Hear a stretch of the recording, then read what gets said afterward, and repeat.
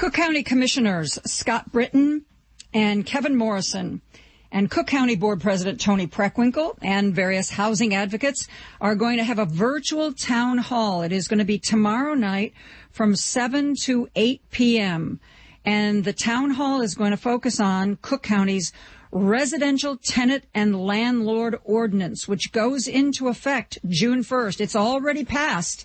It is on the books. It goes into effect this June 1st, and it is designed to offer some safeguards for 245,000 households in Cook County. Kevin and Scott join us now to talk about this. Welcome, gentlemen. I'm so glad you're with me today. Hi, Joan. Hey, Kevin. Thank you so much, Joan. Hello, Scott. So, let's see. I've been calling this RTLO. Is that or RITLO? What's your abbreviation for this ordinance? You can't possibly say Residential Tenant and Landlord Ordinance every time you talk about it. Kevin, what RTLO works great. RITLO, okay. All right, sounds good to me. So, Kevin, why don't you start and give us some of the basics of this new law? Yes. So the moment that this was passed at the end of January, the anti-lockout provision went into effect. What is so critical about this policy is prior to this passage, only Chicago, Mount Prospect, and Evanston had RTLOs. So the majority of suburban Cook County did not have renter protections codified. And so this gives some of the most at-risk renters within suburban Cook County rights to have those protections actually recognized. And so this gives them the ability to point to a policy and ensure that if they have any issues with their landlord, those protections will be in place. Scott, can you tell me about some of the specifics? Like, I know that unlawful lockouts are banned, and this law restricts any kind of retaliation from your landlord or undisclosed landlord entry into your apartment. Tell me some of the other specifics here. And all of that's correct, Joan. And I think if you recognize what's been going on since 1986 in the city, the landlord-tenant ordinance that applies there, you'd find this to be very similar. It has very significantly and similar protections that the Chicago ordinance has had. And again, this has been around since 1986 when Mayor Washington was mayor. So it provides the health and safety requirements. It provides that if your landlord doesn't repair the premises, you have a right to repair it yourself and reduce those expenses from your rent. You have to provide information regarding security deposits and get them back within 30 days. There's also a number of requirements as to the ability to prevent excessive move-in fees. A lot of landlords are charging these outrageous move-in fees as a profit center, unrelated to any actual expenses related to moving in. So there are many different provisions. But again, if you ever have lived in the city, you had a tenants' rights ordinance since the mid-'80s. We're just trying to put that into effect for our suburban renters. I guess I never realized that those protections were limited to the city of Chicago. So before this passed, were there any kind of detailed protections for renters outside of the city but still in Cook County? So Kevin's pointed out there were a few suburbs that did have their own ordinances, but there were very few, and there were 245,000 people that were not covered. And Joan, this came up with me because when I was first elected, a group of people in unincorporated Cook County in Glenview approached me and said, we're having all kinds of problems with our landlord. And it was a New Jersey corporation. They were not responsive. There were health safety issues. And I said, well, you should probably enforce your landlord-tenant ordinance. And I found out there wasn't one. So that was the genesis of this entire process. And Kevin and I then decided we really needed to do this for our suburban renters. And that was the genesis of presenting the ordinance to the county board. Now, the ordinance that you guys have put together, Kevin, you can handle this. Is it exactly the same as in the city of Chicago, or is it slightly different? No, there are subtle differences with our ordinance. Chicago's policy was passed a couple decades back. I know that Scott knows the exact dates. I wasn't around back then, but thanks for pointing that out, Kevin. We've done. Sorry.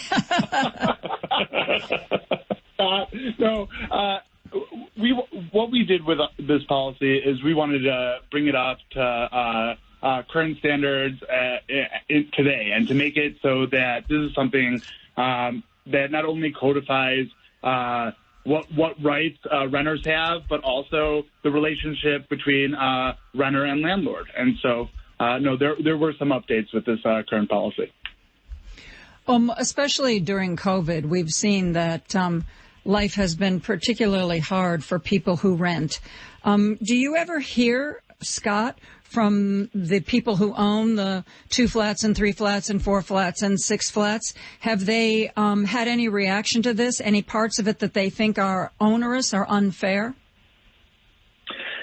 So the answer is yes. And I had a lot of pushback by landlord groups. And that's why Kevin and I spent an entire year since we introduced it originally, to make changes. And there were significant changes with their input. And again, as Kevin and I have discussed, we probably could have passed this with 9 votes early on, but we didn't do it that way. We decided to try to get this to be a work of the entire board. It was passed unanimously, Republicans and Democrats.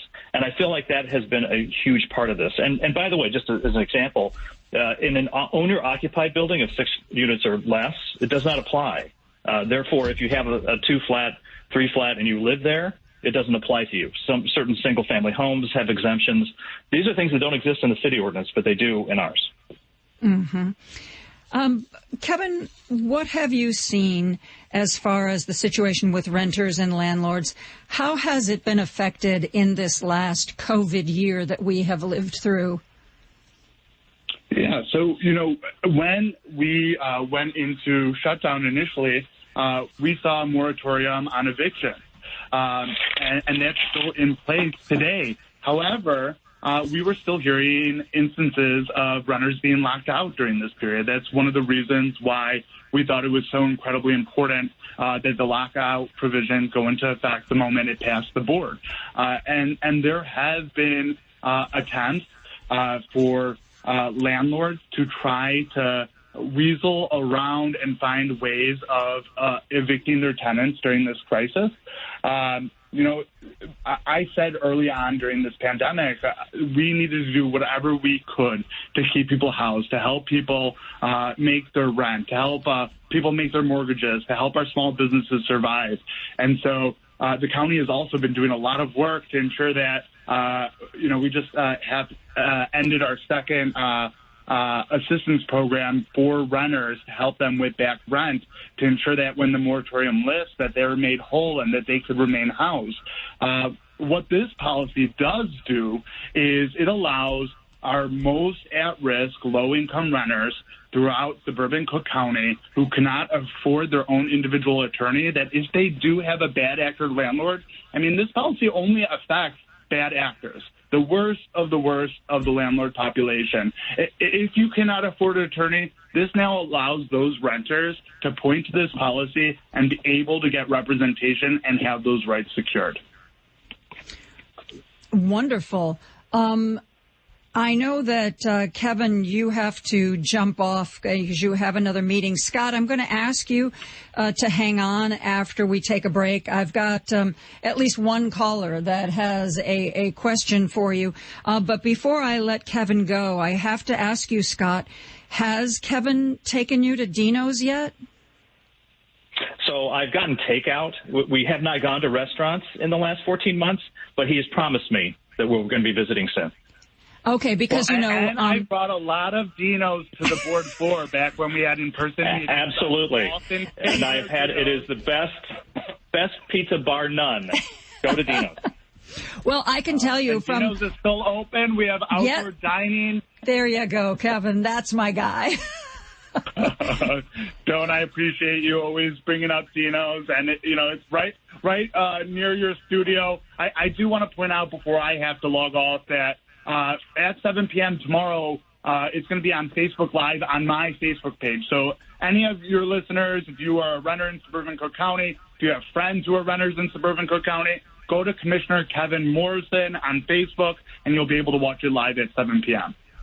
Wonderful. Will people have the opportunity to ask questions? Is there going to be like a chat bar? Yeah, so if you put questions in the comments, those will be viewable, and I believe we'll be able to get as many as we can potentially address during the 1 hour town hall. Excellent, excellent. Okay, we're going to take a break. We're going to let Kevin drop off, and Scott is going to be talking to our callers, Scott Britton, Cook County Commissioner, when we come back after this. Since we have to social distance, we can get social on the socials instead. Stay 6 feet apart, blah, blah, blah. Check us out on Facebook, Instagram, and Twitter. We don't even have to wear a mask. WCPT 820. The family meeting. The Dems have a huge opportunity if they're smart and they're ruthless. If he does not get convicted, stays a free man, and gets to create this Patriot Party, the Republican Party is going to get hollowed out. So the Dems need to say now, you know what? We can pick up a lot. We got to do it by doing the things that we said we were going to do. The family meeting, Sundays 4 to 6 p.m., is sponsored by Identity Guard. Protect your identity for as little as $6 per month. Visit lookaftermyid.com. Check Up on Health with Chris Whitting. A recent study by Dr. Yasmin Hurd of Mount Sinai Hospital found that if a teenager is a regular user of marijuana, children they have even years later are more likely to be vulnerable to drug addictions. Dr. Hurd said there are many misconceptions about marijuana. You're talking about a drug that, in a way, combines both the negative aspects of cigarettes and the negative aspects of alcohol. We're doing a disservice to our kids if we let them think that it's a safe drug and it's just like alcohol and cigarettes because those are already legalized. On the developing brain, it definitely has a strong impact. So her advice for teenagers? If it didn't affect your brain, people would not take this drug because you take the drug to change your perception of the world. So it does impact your brain, and it impacts your brain for a long time, and it even impacts the brain of your potential children. With Checkup on Health, I'm Chris Whitting. Hawk Volkswagen of Joliet's been the #1 volume Volkswagen dealer in Illinois for the past 5 years. If you haven't experienced Hawk VW for yourself, now is a great time. Choose from a huge selection of new Volkswagen models like Jetta, Passat, Tiguan, Atlas, and Atlas Cross Sport. Over 30 of each in stock. All the hard-to-find trim levels and colors, all ready for immediate delivery. Outstanding service selection and a first-class experience. That's why they're #1 in Illinois. Hawk Volkswagen on Jefferson Street in Joliet or online at hawkvw.com. WCPT 820, Chicago's progressive talk, where facts matter. This is Joan Esposito, live, local, and progressive on WCPT 820. I am talking to Cook County Commissioner Scott Britton. Scott Britton, Kevin Morrison, and Tony Preckwinkle are going to be doing a live stream tomorrow night from 7 to 8 p.m. where they are going to be talking about and explaining the provisions of Cook County's new residential tenant and landlord ordinance. It was passed in January. It goes into effect June 1st, and it provides a lot of the same protections that people who've rented in the city have had for a while. Scott, we have a caller. John is calling in from Chicago, and he has a question for you. Hello, John. You're on with Joan and Scott Britton, Cook County Commissioner. Hi, how you doing? Good. Good. Yeah, I have a question because I bought a property in Cook County, and over 2 years, somebody is sitting there and not moving, not paying anything, they not paying the rent, and I'm paying a water bill, and I have to pay the tax, and the guy is not moving. Nobody helping me to move out. Okay, Scott, what can he do? So I've heard a lot of this from a number of the people who rent properties in my district and throughout Cook County. And I know it's a very significant problem. And again, when I put this ordinance together, it was not to cause problems for landlords like yourself. I mean, you're trying to do a business and you're trying to pay your mortgage and whatever, expenses you have on your property. And when you have somebody there who's not paying, it's a huge problem. The issue is that there's a moratorium on evictions that has been put in place by the state, and the governor has put in place. It's going to go through May 1st and may be renewed again. And so until those things are changed, there's not much that can be done. I know it's a huge problem. There are a number of rental assistance programs with the county, and the most recent American Rescue Plan has provided federal assistance that will be paid directly to landlords to take care of overdue rent. So if you want to send, look me up on the internet. I'm all over the place. Scott Britton, Cook County Commissioner, and email me. I'm happy to give you some resources where you'll be able to try and find a way to get that rent paid, even if you're not getting cooperation from your tenant. Does that help, John? I have a rental agreement with him. I don't have an agreement with him. He don't never pay any one penny. John, you raise an interesting question. Scott, I was under the impression that when somebody bought a building that had tenants in the building, and I don't know, I may have invented this idea in my head, that the tenants were notified that there was going to be a new owner of the building, and doesn't that potentially give them like a 30 or a 60-day window where their leases are over? Like if I'm buying the building and I want to keep them as tenants, all well and good. But if I'm buying the building, I thought there was some sort of official notification that, oh, by the way, you're going to be under new ownership, so you might have to be out as of this date. Is that correct or not? So there are. I buy the property. Go ahead. Okay. Sorry, John. So typically, if you buy a property, you're going to buy that property subject to the pre-existing landlord-tenant agreements that exist. And I'm going back a few years to my law school days. I don't do this kind of practice in my law firm, but basically, you're going to take that property subject to the if you have a year rent, you can't just void it. The person who buys the property is going to be subject to that. However, you're on a month-to-month. You're then on a month-to-month with the new owner. This ordinance actually requires, this was not the case in suburban Cook County before we passed it, but as of June 1st, you're going to be required as the owner to provide the name of the new owner to the tenant, and they will then have options legally as to what they can do. Also, they'll know who's collecting their rent and who they need to go to if there's a problem with the property. So those are the two aspects of it. You're going to be taking subject to pre-existing contracts, but you're also going to have that information now submitted to the tenants who can then use that to protect their own rights with the new relationship with the new owner. Scott, is there any place on the Cook County website or any other place, if you're moving into the area, you're a new renter, or maybe you're moving into the to the area and you're buying a 2-flat or a 6-flat or something, is there any place where people can go to find out what the rules and regulations are about these kinds of deals, what they have to adhere to? Yeah, and in fact, we have prepared a summary of the ordinance, which is required to be given as of June 1st to all new tenants throughout suburban Cook County.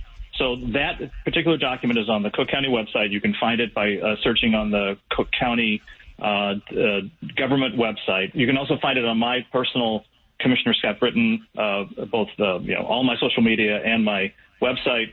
All of that information is contained within it, but the summary gives you a really good idea as to what, without having to read the 30 pages that this ordinance takes up. You can see specifically what the most important aspects of it are. And again, it's going to be required that you give that as a landlord to your tenant. If the tenant doesn't get that and they ask for it, you have 2 business days to get it to them. If you don't, there's a penalty provided within. That's why we're going to be able to get this information both to the landlords and to the tenants in a timely way. What do you think is the most remarkable part of this new ordinance, Scott? The thing that I heard the most was a lot of problems with landlords not returning security deposits. And I remember that from when I first moved into the city, when I graduated from law school in the mid-'80s. And I know that was the genesis of Harold Washington being a real strong proponent of the Chicago Tenants' Rights Ordinance. And there were a lot of bad actors who, most of them are return them in a timely manner. But because there's no enforcement mechanism, there was too often that I was hearing people couldn't get their security deposit back. And if you're somebody who's living paycheck to paycheck, or you have, some limited financial resources, you need that money back to find a new place to live because somebody else is going to require a security deposit. That was one of the big things that we saw. We were seeing a lot of the lockouts, as Kevin mentioned earlier in the segment, and that was a huge problem. Even though it's illegal, it just doesn't get enforced very well. This provides an enforcement mechanism And this is also what I think is so important for us, that this particular ordinance does not require the government to enforce anything. We talk about how onerous regulation is. This is not the government coming in and citing you or taking you to court. There are provisions here which will enable private attorneys, either through legal aid groups or private lawyers generally, to take these cases. They will take them because there's attorney fee provisions within them. So it's almost self-executing by having that mechanism in place. And that's why it's going to be something that can be enforced. It can be enforced through private means. And does this ordinance, you talk about move-out fees, does this ordinance specify what is and isn't legitimate? Because I can address that. Like I said, many years ago, I owned a 4-flat, and it was back when Bucktown wasn't quite as fancy as it is today. So there were a lot of, I rented to a lot of younger people who, maybe this was their first home, and they didn't always take care of the places, and, they didn't always do upkeep.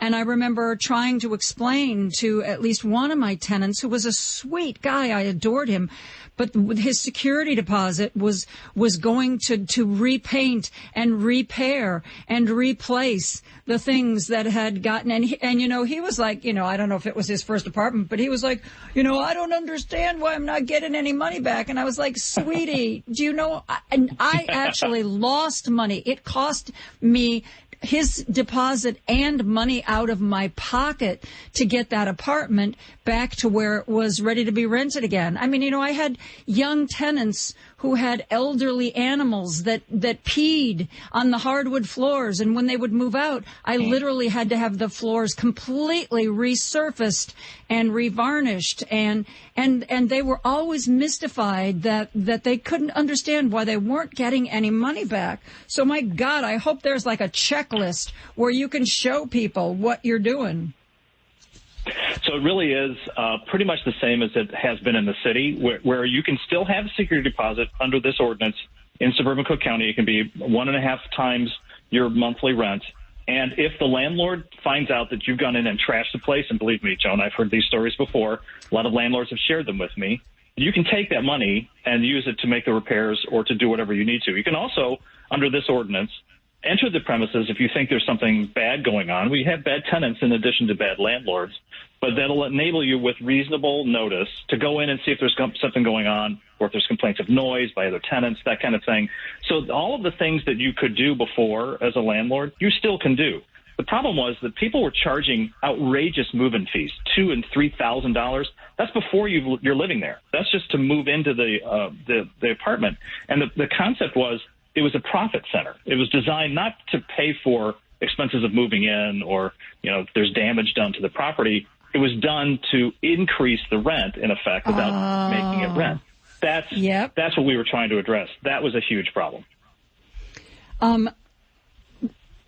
We have Damien. Is Jim from Lake Zurich want to talk about this, or is he addressing an earlier topic? Okay, well, I think we can, well, I don't know. I don't think, we were just talking earlier. Excuse me, Scott, I'm trying to figure out, we have a caller who is, I think, calling because I did an earlier segment with the BGA reporter who did that story in Chicago about fires and how the city has been reasonably ineffectual at trying to legislate some kind of fire safety. And one of the big concerns has been smoke alarms and what's required. I would assume that's not part of this ordinance. Is that correct?